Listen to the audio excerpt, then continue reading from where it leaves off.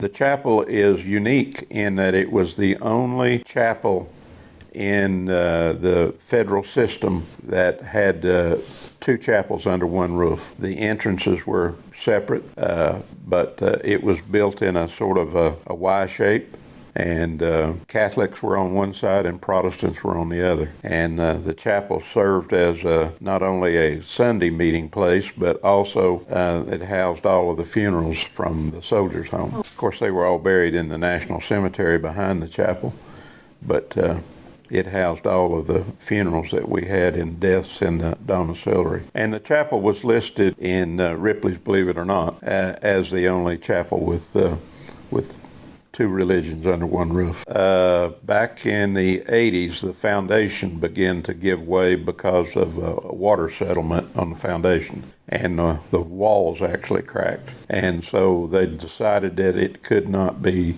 used as a chapel for multiple people gathering in there because of the weight would press out on the walls. So they turned it into an upholstery shop for a while. And while it was down like that, there was a big flood up around Roan Mountain and wiped out a bunch of churches.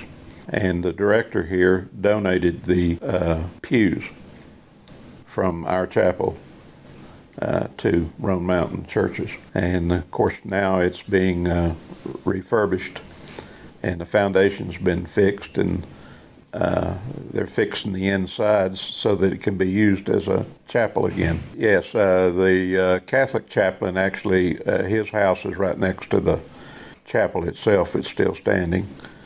They had been using it for women's services or something.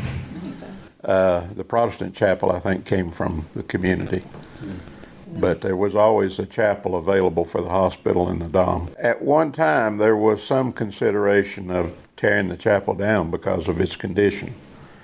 But the chaplains here, one chaplain in particular, Richard Willis, was a chaplain here, and he called central office and said, don't let them tear it down, that it's historic and means a lot, and we'd like to use it for services again.